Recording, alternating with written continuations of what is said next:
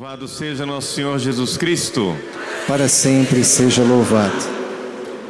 Grande alegria estar aqui com você neste encontro que nós temos todos os anos no mês de maio, o encontro com Nossa Senhora, com a Virgem Maria. E eu gostaria de, nesta manhã, colocar para vocês uma realidade tão bela, tão linda que nós recebemos do ensinamento da igreja, que é a verdade do relacionamento de Maria com a igreja. O Concílio Vaticano II quis proclamar que Maria é mãe da igreja. Ela é a Mater Ecclesiae, é mãe da igreja. O que está por trás desta verdade que o Concílio Vaticano II proclamou na Constituição Dogmática Lumen Gentium, no capítulo 8º? O Papa Paulo VI, quando há 50 anos atrás, quase 51 anos atrás, promulgou a Constituição Dogmática Lumen Gentium, ele pôs fim a um debate. E que debate é esse? Veja só, quero que você entenda o seguinte: Maria, ela é, sem dúvida nenhuma, discípula de Jesus. Ela é, sem dúvida nenhuma, um membro da igreja, como nós somos membros da igreja. Ela é, como todos os santos, como todos nós, um membro da igreja. Mas ao mesmo tempo que Maria é membro da igreja, misteriosamente, porque a gente só entende isso no mistério da fé, Maria é mãe da igreja. Ela é mãe. Como é possível que ela, que é membro da igreja, seja ao mesmo tempo também mãe da igreja? Essa verdade que o Concílio Vaticano II nos coloca, ela é muito importante para nós. É difícil, a nossa cabeça meio que dá um curto-circuito. Como é possível? Mãe e membro. Mas é que Maria, ela tem na realidade uma função especial dentro da igreja. Vamos tentar um pouco meditar a respeito desta realidade, desse mistério tão lindo, tão bonito, que é Maria como mãe da igreja. Olha só, primeira coisa que a gente tem que dizer, e o professor Felipe Aquino nos colocava no dia de ontem: o primeiro título, o título mais importante de Nossa Senhora é ser mãe de Deus. Maria é mãe de Deus, mãe de nosso Senhor Jesus Cristo. E é daqui que deriva todo o mistério de Maria. Vejam, ela foi escolhida por Deus para ser o caminho através do qual a salvação iria entrar nesse mundo. Por quê? Porque do jeito que entrou a perdição no mundo, assim também tinha que entrar a salvação. Do mesmo jeito, é um paralelo. A desgraça, a perdição, o pecado entrou no mundo. Do mesmo jeito, Deus então pensou: da mesma maneira como entrou a desgraça, a perdição e o pecado, eu vou fazer entrar agora a graça, a salvação e o amor. Como que foi que aconteceu? Olha só, eu vou contar para vocês. Um dia, havia uma mulher. Olha só, vamos fazer uma lista dessas características. Um dia havia uma mulher. Número 1. Número 2. Ela não era somente mulher, ela era virgem. Número 3. Ela não era somente mulher, virgem, ela era imaculada.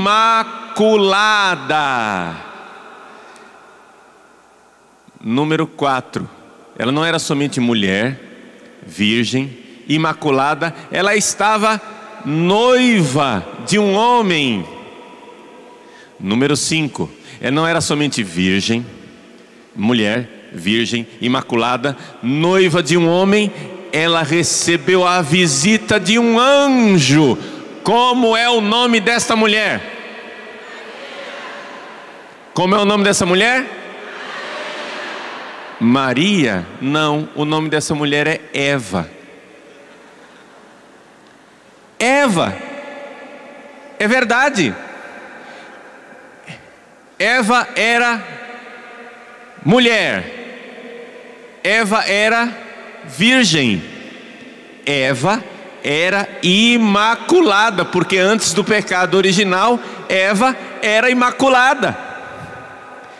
Eva estava noiva de um homem, e o nome do homem era Adão. Não tinha se casado ainda, mas estava já noiva do homem Adão. E Eva recebeu a visita de um anjo, e o nome do anjo é Lúcifer, Satanás, a antiga serpente, o dragão.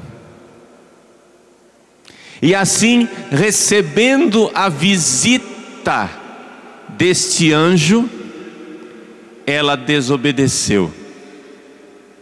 E desobedecendo, entrou a perdição neste mundo. Vejam só, entrou a perdição no mundo. Eva é a mãe de todos os homens no sentido biológico. Está entendendo? Biologicamente, ela é a mãe de todos os homens. Ela começou lá. Biologicamente falando, nós nascemos de Eva e nascemos com esta herança maldita, que é o pecado original. As pessoas não entendem como é que se transmite o pecado original. Deixa eu tentar explicar para você como é que se transmite o pecado original. O pecado original se transmite por uma coisa chamada pobreza.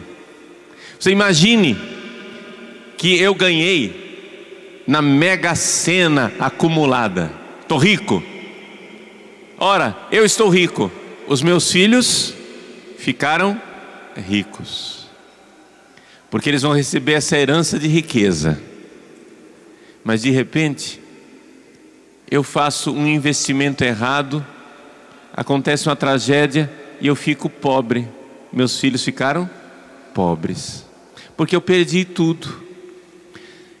Adão e Eva eram ricos da graça de Deus.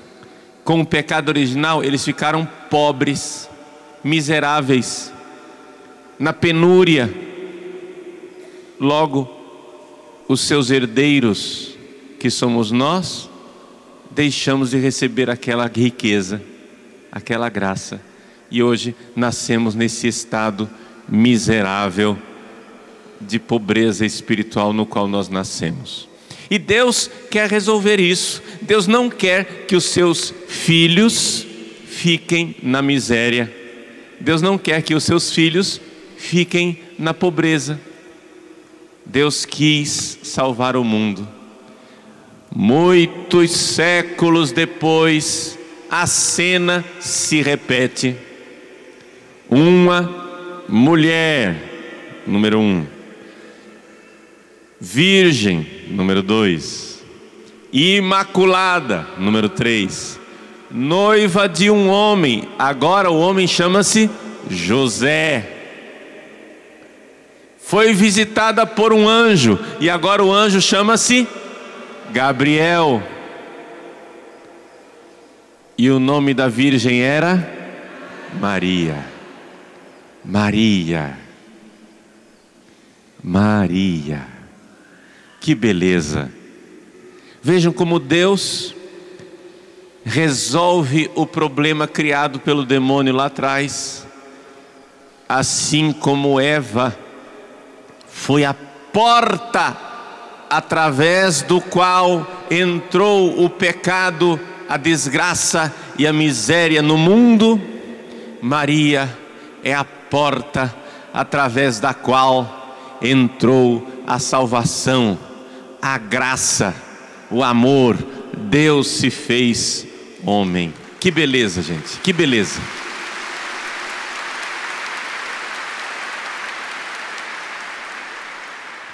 Agora, vejam, vamos olhar para esta cena belíssima na qual Maria se tornou mãe de Deus, quando ela recebeu o anúncio do anjo.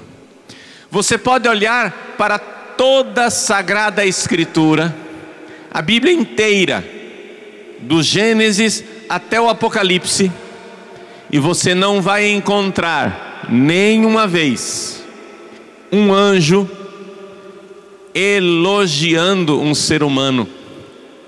É interessante isso. Todas as vezes que um anjo se aproxima de um ser humano, o anjo, ele diz: não tenhas medo. Essa é a primeira coisa. É interessante a gente saber disso. Para nós, na nossa mentalidade popular, os anjos são uns bebezinhos gorduchos, rechonchudos, loirinhos, com cabelinho encaracolado, com aquelas asinhas assim, não é? Circulando por aí. Os anjos não são assim. Os anjos na Bíblia, se você for na Bíblia perguntar como são os anjos são tremendos. Todas as vezes que um anjo aparece, ele tem que dizer para o ser humano: calma, não tenha medo, porque se um anjo aparecesse para nós agora, nós teríamos um tremor, um medo interior diante da grandeza, da santidade, da maravilha que é aquele anjo, da glória, do poder, porque os anjos são muito mais poderosos do que nós, seres humanos. Pois bem, pode olhar, os anjos quando aparecem, ele sempre diz: não tenha medo. Nenhuma única vez na Bíblia um anjo aparece para um ser humano e elogia esse ser humano. Só tem uma exceção: quando o anjo aparece diante de Maria. A saudação do anjo Gabriel: salve Maria, Ave Maria, Deus te salve Maria. Esta saudação do anjo Gabriel é uma saudação única na Bíblia, e ele diz: salve Maria, cheia de graça. Em grego, Haire Maria que charitomene. Haire é a saudação que se costumava fazer entre os gregos. Haire tem a ver com graça. A palavra graça, eu não sei se vocês já notaram que a palavra graça, ela tem 3 significados que a gente sempre usa. Existe um significado de alegria. Graça, você diz assim: olha, que graça, que engraçado, não é? Tem graça isso. Ah, não seja sem graça. não é? Graça quer dizer alegria. Por isso, em algumas Bíblias a gente encontra a saudação do anjo, traduzido como alegra-te, Maria.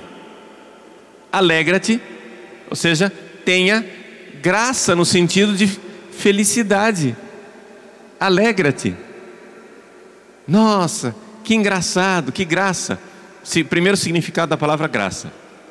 Segundo significado da palavra graça é beleza. A gente também usa a graça nesse sentido. Olha que gracinha. Olha, você vê uma criança e diz: olha que gracinha, que engraçadinha, que belezinha, que fofura, não é isso? Quando você vê uma pessoa bela, você diz que essa pessoa é graciosa, não é isso?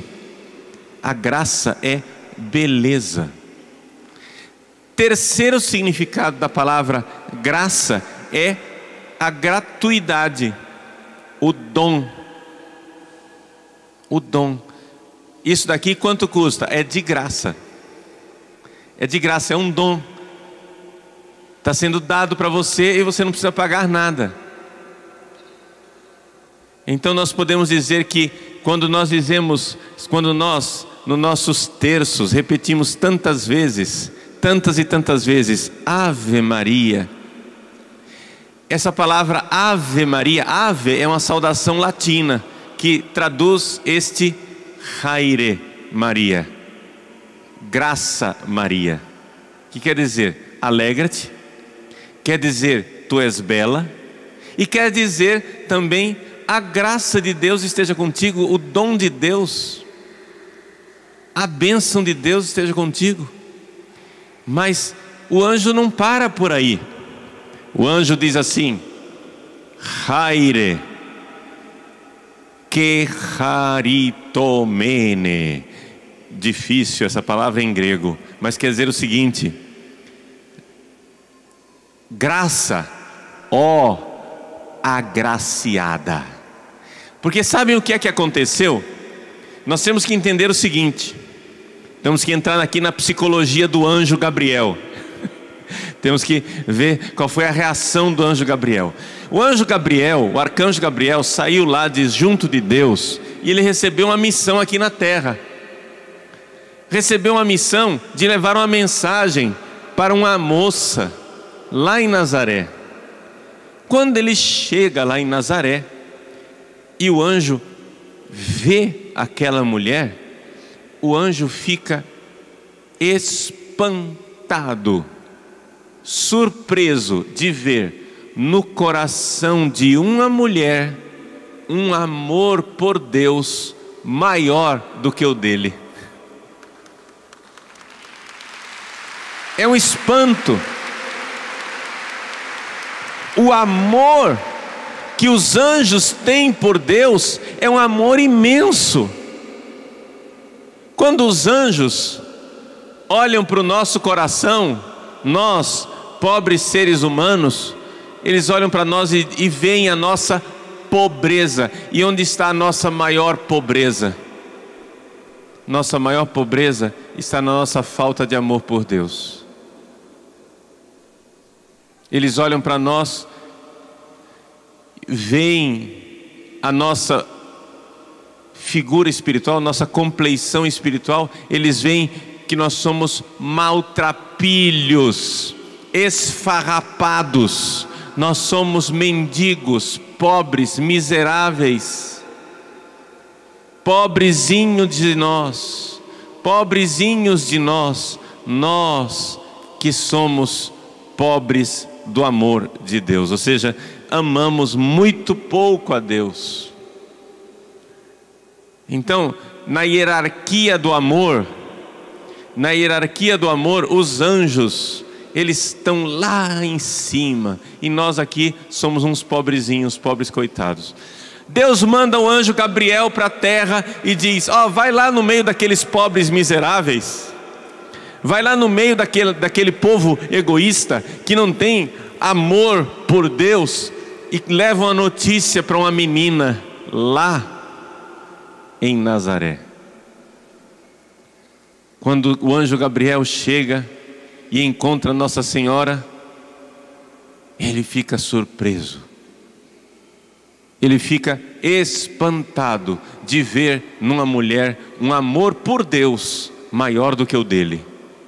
Maria, na hierarquia do amor, já estava muito mais na frente dos anjos, dos arcanjos, dos tronos, das dominações. Na hierarquia do amor, Maria já era espetacular. E é por isso que São Luís Maria, no seu tratado da verdadeira devoção, ele diz assim, que os anjos, ao ver Maria, ficavam perguntando entre si: quis est ista?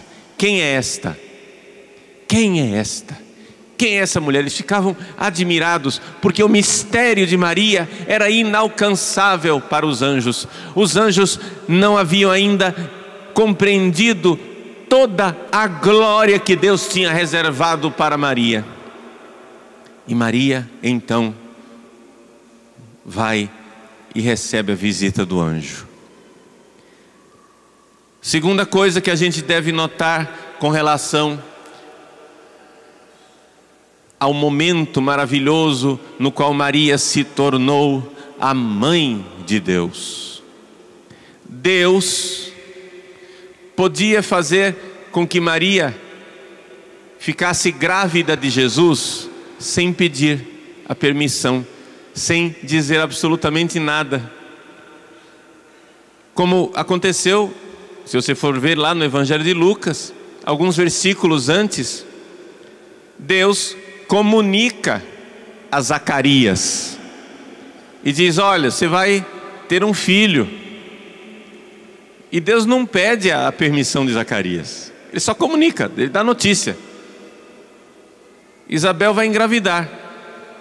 Zacarias duvida, por isso ele é castigado por Deus. Mas quando o anjo vai até a Virgem Maria, ele diz assim: salve, cheia de graça, o Senhor é contigo, o Senhor está contigo. Que elogio maravilhoso, não é? Não tenhas medo, Maria. Aí sim começa a volta aquilo que é o enredo normal. O anjo, depois daquela surpresa, né, de ver que Deus estava tanto com Maria, que ela estava na graça, ele foi enviado para o mundo da desgraça, que é o nosso mundo aqui, e de repente encontra a graça, a agraciada, a cheia de graça, aquela que tinha uma graça maior do que todos os anjos, cheia de graça, que haritomene. Ele encontra a Virgem Maria, fica embasbacado, depois daquela surpresa de dizer: o Senhor está contigo, Deus está aqui, Deus está no coração dessa mulher. Parece que o anjo se recompõe, diz: não, pera lá, deixa eu voltar, né, desse entusiasmo. Não tenhas medo, Maria. Ele volta para o script normal que ele usa quando vai falar com os seres humanos. Encontraste graça diante de Deus. Sabe o que quer dizer isso? Deus se apaixonou por você. Encontraste graça diante de Deus. És graciosa para Deus. És bela. És bela. Ela é a bem-aventurada, ela é a feliz Maria. Feliz, feliz. Graça. Conceberás e darás à luz um filho. E aí Maria pergunta o como isso vai acontecer. Ele responde que o Espírito Santo virá sobre ti. E então ela diz: eis aqui a serva do Senhor, eis aqui a escrava do Senhor. faça-se em mim conforme a tua palavra. É interessante nós notarmos que as nossas Bíblias, elas não usam mais a palavra escrava. De uma forma geral, parece que passaram com uma peneira, e todas as vezes que no original aparece a palavra doulos, que quer dizer escravo, as Bíblias traduzem empregado, servo, e assim por diante. Mas por quê? Porque, claro, os tradutores têm medo que as pessoas se escandalizem com a palavra escravo, já que hoje em dia para nós não existem escravos. Mas para nós entendermos o que quer dizer a palavra escravo lá na Bíblia, nós precisamos ir para um mundo, precisamos ir para uma época bem diferente da nossa, que é o seguinte: o que é o escravo? O escravo é uma pessoa que faz parte da propriedade de uma outra pessoa e que está debaixo da proteção daquela outra pessoa. Nas sociedades pagãs, os escravos eram maltratados pelos seus senhores, que podiam matá-los, podiam ser muito cruéis com seus escravos. Mas nas sociedades que já conheciam o amor de Deus, como é a sociedade judaica, a sociedade onde Maria e Jesus nasceram, os senhores não podiam ser cruéis com seus escravos. E não somente isso, eles cuidavam do escravo. Então vocês têm que entender o seguinte: que naquela sociedade, eu não estou aqui defendendo a escravidão, pelo amor de Deus, vocês estão entendendo? Eu estou tentando entender aquela sociedade 2000 anos atrás. Naquela sociedade, o escravo muitas vezes estava numa situação vantajosa, se fosse comparar com uma pessoa livre e que fosse pobre. Um pobre livre, ele tinha que se virar. Veja que naquela época não havia seguro-desemprego, não havia aposentadoria. Então, se a pessoa, por exemplo, eu sou um pedreiro, ou vamos pegar o exemplo de José. José era marceneiro. Se ele sofresse um acidente de trabalho, se na hora de cortar uma árvore para fazer as tábuas e fazer os móveis, ele sofresse um acidente de trabalho e a árvore caísse em cima das pernas de São José e ele ficasse, nós diríamos hoje cadeirante, né? Paraplégico, ficasse ali impossibilitado de se locomover, o que é que José ia poder fazer? Só uma coisa: ficar na calçada mendigando para não morrer de fome. Porque não havia seguro-desemprego, não havia, né, como ressarcir, não havia seguro para uma pessoa que sofresse acidentes de trabalho, não havia aposentadoria, nada disso. Um homem livre que sofresse um acidente estava perdido, tinha que mendigar. É por isso que aquele mau administrador lá da Bíblia, que Jesus conta a parábola, na hora que ele foi despedido pelo seu patrão, ele diz: que vou fazer? Para cavar o chão eu não tenho força, para mendigar eu tenho vergonha. Estava desempregado, não tinha seguro-desemprego. Então assim ele vai. Então vejam que o homem livre, ele não tinha amparo. Já o escravo, se ele tivesse um acidente de trabalho, o seu senhor ia sustentá-lo o resto da vida. Muitas pessoas se sentiam mais seguras sendo escravos de um bom senhor, de um senhor bondoso, a quem eles serviam com toda a devoção. Era melhor ser escravo do que ser livre e estar desamparado. Vocês entendem? Era outro mundo. Por isso Maria diz: eis aqui a escrava do Senhor. Quer dizer o seguinte: o que está por trás da palavra escravo é um sentimento enorme de proteção, de segurança, de afeto. Havia vínculo afetivo entre o escravo e o Senhor. É por isso que quando a gente fala, né, de escravo, a gente às vezes usa também a palavra escravidão de amor, para tentar quebrar essa ideia negativa que existe de escravidão. Bom, Maria diz: eis aqui a escrava do Senhor, serva. Mas o que é maravilhoso nisso? Deus pediu o consentimento de Maria.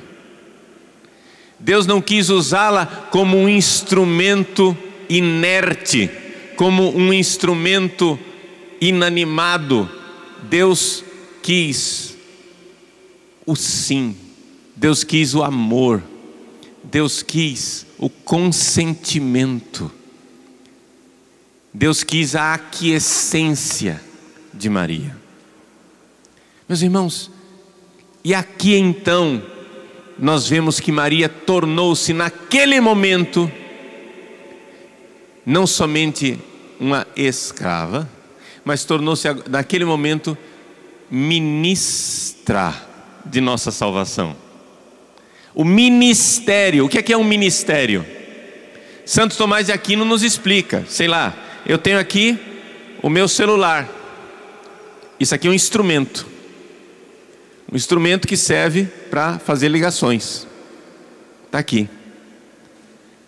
Quando um instrumento é inerte, inanimado, que ele não tem vida, ele não tem inteligência, ele não tem liberdade, ele é simplesmente chamado de instrumento.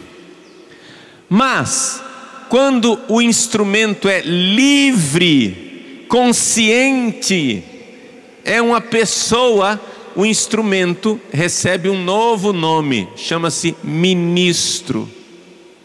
O que é um ministro?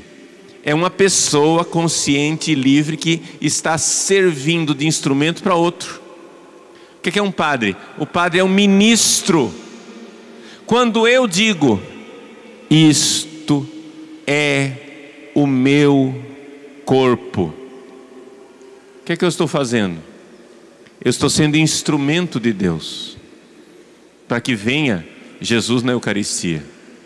Quando eu digo: eu te absolvo dos teus pecados, o que eu estou sendo? Eu estou sendo um instrumento de Deus. Ora, isto é ser ministro, ser um instrumento consciente e livre para que Deus possa agir. Maria, ao dizer sim, ela tornou-se instrumento da salvação. Maria tornou-se verdadeiramente instrumento de nossa salvação. É por isso que a constituição dogmática Lumen Gentium, quando nos fala no capítulo 8º da Virgem Maria, diz com toda a clareza do mundo que ela continua o seu papel. Ele diz assim, que está aqui, quem quiser depois ler em casa, não é? O capítulo 8º está a partir do número 52. A Lumen Gentium diz assim, que Maria continua ainda hoje o seu papel de geração, de gerar as pessoas na graça. Vejam, lá atrás, quando nós falamos de Eva, o que é que nós dissemos de Eva? Que Eva era a mãe biológica de todos nós. Eva é a mãe de todos os homens na biologia. Maria tornou-se a mãe de todos nós na graça. Como? Porque já que em Eva nós caímos em desgraça, Deus, que viu que Eva foi a porta da perdição, quis que Maria fosse a porta da salvação. E para isso agora nós precisamos entrar num relacionamento espiritual com Maria, para que ela gere em nós a graça. Veja só, aqui está a beleza. Quando Maria diz sim ao anjo, ela está se dispondo como instrumento para gerar o filho. Ora, a Lumen Gentium nos diz, com clareza, não com essas palavras, mas a ideia está lá, que Maria gerou Jesus. Ora, a igreja é o corpo de Cristo. Quem foi que gerou o corpo biológico de Cristo nesse mundo? Maria. Não foi ela? Não foi no ventre da mãe? Você que é mãe, não foi você quem gerou durante 9 meses o corpo do seu filho? Não é? Você que é mãe não fez isso? Seu filho era pequenino, era somente um ovo fecundado no seu tubo uterino, não é? O ovo humano, ao contrário do ovo da galinha, quando o ovo da galinha é fecundado, a galinha põe um ovo e ali dentro daquele ovo enorme já tem todos os nutrientes necessários para que a galinha, para que o pintinho nasça. O ovo sai, a galinha só vai chocar, ela só vai dar ali uma temperatura agradável.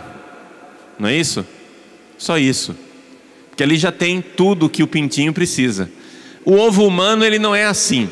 O ovo humano, como ele é muito pequenininho, ele é microscópico, ele tem um prazo de 7 dias para entrar em contato com a corrente sanguínea da mãe. É um prazo de 7 dias. Já é um ser humano a partir da fecundação. Por quê? A ciência já nos mostra isso, que uma vez que o espermatozoide se uniu ao óvulo e foi fecundado e tornou-se ovo, a condição daquele ovinho microscópico no tubo uterino da mãe é igual à condição do ovo do pintinho que a galinha pôs. Já tem tudo lá. A única diferença é que o que falta para o ser humano, porque é muito pequenininho, estão faltando os nutrientes. Então, a galinha, para o pintinho, ela só dá um ambiente bonzinho, aconchegante, quentinho, chocando o ovo. A mãe, para a criança, ela não somente dá um ambiente quentinho do seu útero, mas ela também dá os nutrientes. É como se a mãe já dentro do útero já amamentasse a criança. Entendeu? Ali pelo cordão umbilical, a criança, ela se amamenta antes de nascer pelo umbigo, depois de nascer pela boca. É somente isso, essa é a diferença. Ou seja, os nutrientes e o oxigênio para a criança vem pelo umbigo. Pois bem, a mãe gera tudo isso. Eu estou dizendo tudo isso, gente, por quê?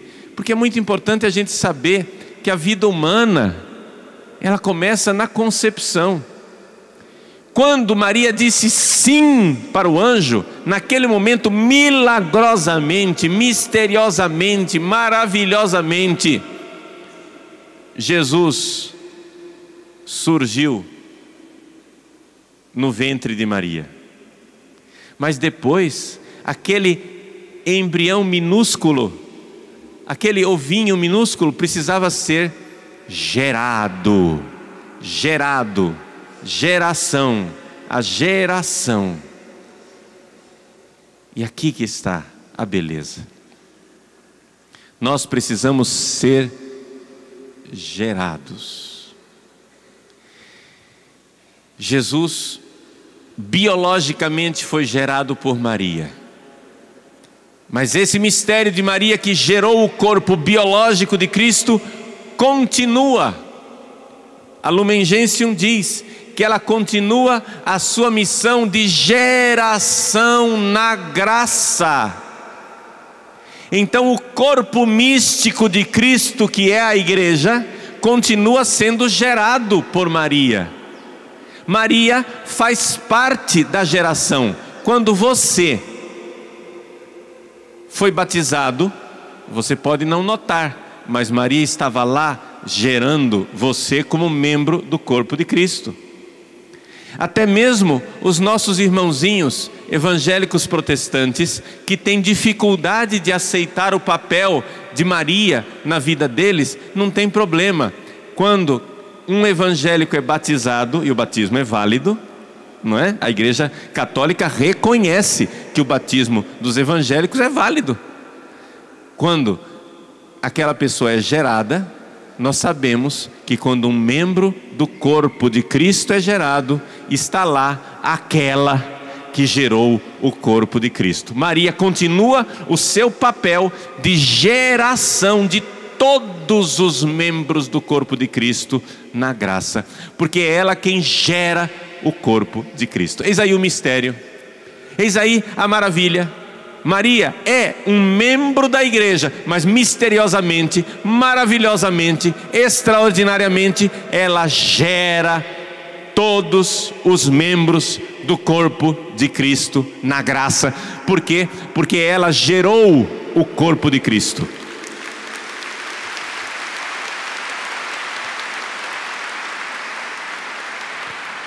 E esta é a maravilha que está na Lumen Gentium, que está no Catecismo da Igreja Católica. E se vocês forem ver em todos os documentos pontifícios que falam de Maria, essa verdade ela vai sendo reconhecida.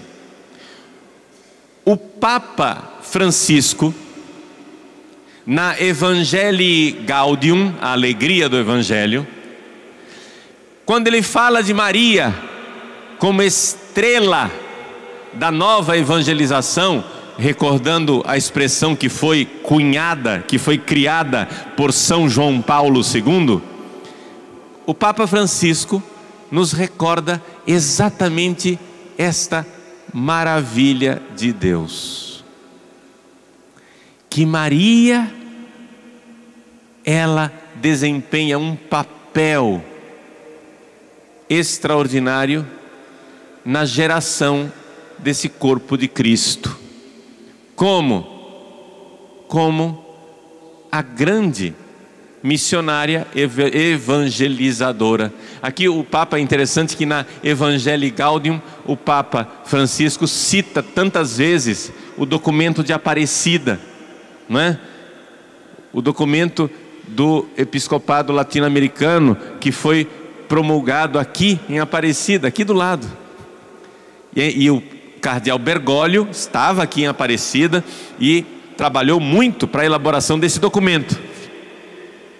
Por isso, o Papa Francisco, quando ele cita o documento de Aparecida, é como se ele estivesse citando ele mesmo, porque ele trabalhou na redação desse documento.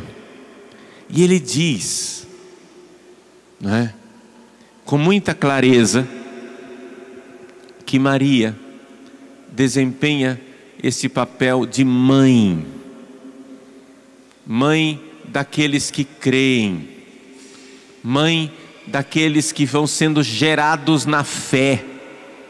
Por isso, quando a gente fala de uma missão, que a igreja deve ser missionária e que nós temos que trazer as pessoas para a fé e gerar as pessoas na fé, Maria está lá. Quando você vai e você prega e converte uma pessoa e traz uma pessoa para a fé, mesmo que você não esteja falando de Maria, ela está lá.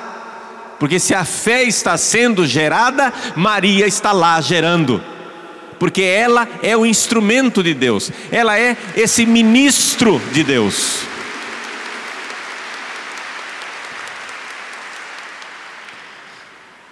São Paulo aos Coríntios, na sua primeira carta, ele diz assim: vocês podem ter muitos pedagogos, mas fui eu quem gerei vocês na fé. Se São Paulo pode dizer isso, quanto mais pode Maria, não é verdade? Ou seja, São Paulo pode fazer isso com os coríntios, Maria pode fazer isso com o mundo inteiro. Ela é aquela que está lá gerando na fé. Então vejam só, qual é o relacionamento de Maria com a igreja? Maria é um instrumento de Deus. O nome desse instrumento, quando é um instrumento livre, consciente, que sabe amar, que sabe ser dócil nas mãos de Deus, é ministro. Maria tem um ministério, ela tem a função, ela tem o papel, o ministério maravilhoso de continuar gerando os filhos de Deus. Então, se você tem pessoas na sua família que precisam ser geradas na fé, procure Maria, Nossa Senhora, consagre essa pessoa, entregue essa pessoa nos braços maternos. Ela não rejeita os seus filhos, mesmo quando os seus filhos a rejeitam. O Papa Francisco cita na Evangelii Gaudium aquela passagem do Apocalipse, que nós vamos depois, hoje à tarde na missa, eu vou comentar mais abundantemente, aquela passagem do Apocalipse, capítulo 12, que fala de Jesus que é arrebatado aos céus, é o mistério da ascensão, hoje é festa, né? Solenidade da ascensão do Senhor aqui no Brasil. E Maria então vai para o deserto com o restante dos seus filhos, ela vai para continuar a luta, não é? A luta com o restante dos seus filhos. Que luta é essa? Nós poderíamos, já que nós estamos falando de geração, nós poderíamos falar que é como se fossem as dores do parto, o trabalho de parto. A evangelização, não é? É um trabalho do parto. Então, usando aquela imagem, não é? Aquela expressão bonita de Aparecida, do documento de Aparecida, de discípulo missionário, nós poderíamos dizer assim, que o discípulo de Jesus, o verdadeiro discípulo de Jesus, aquele que segue as pegadas de Jesus, ele é um filho de Maria. Quem que é um discípulo? É aquele que foi gerado na fé, aquele que está com Jesus e a fé dele, no discipulado dele, no aprendizado dele, ele está sendo gerado na fé. Maria é o útero, é esse ministério de Deus, esse instrumento de Deus para gerar a nossa fé. Então, um discípulo é um filho de Maria. E o missionário? Ah, bom, o missionário é aquele que vai ajudar o outro a ser gerado na fé também. Então nós poderíamos dizer que o missionário é um parteiro. Maria é aquela que gera e dá a luz, e nós somos os parteiros de Deus que ajudam neste nascimento. Então você que quer transmitir a fé, nós padres, os catequistas, os ministros da comunhão, missionários, leigos consagrados, comunidades, pregadores, todas as pessoas da igreja que ajudam a geração da fé, são pessoas que estão gerando a fé no outro. Então, quem é que gera a fé no outro? É o Pai, que envia o Espírito Santo para gerar o coração do Filho Jesus em cada uma das pessoas. Maria é o ventre onde isso tudo acontece, onde esse milagre todo acontece. E nós, missionários, somos os parteiros. Nós ajudamos as pessoas nessas dores do parto, nesse trabalho de parto em que nascem os novos filhos de Deus. Na verdade, quando uma pessoa se converte, nós só somos esses parteiros. Nós somos esses parteiros que ajudam. Ninguém de nós realmente converte ninguém. É uma ação divina, é uma ação misteriosa, é uma ação espiritual, é uma ação que vem da graça. Por isso, nós estamos aí, nessas dores do parto. Para usar a linguagem de São Paulo, a criação inteira, como em dores do parto, espera a revelação dos filhos de Deus. Ou seja, espera que nasçam esses filhos de Deus, que venham esses filhos benditos de Deus. E nós precisamos então assim ser discípulos gerados na fé em Maria e missionários, parteiros que ajudam os outros a serem verdadeiramente esses filhos de Deus e, portanto, também, de alguma forma, filhos de Maria.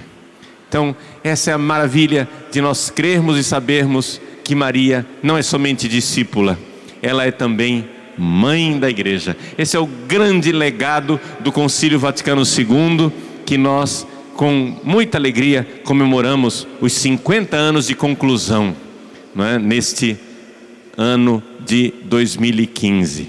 Então, meus irmãos, minhas irmãs, que beleza, que alegria ser igreja, que alegria ser um membro do corpo de Cristo e, portanto, ser um filho de Maria. Que Deus realmente faça a nossa fé e o nosso coração exultar de alegria junto com Nossa Senhora. A minha alma engrandece o Senhor pela alegria de ser filho de Deus e ser filhos de Maria.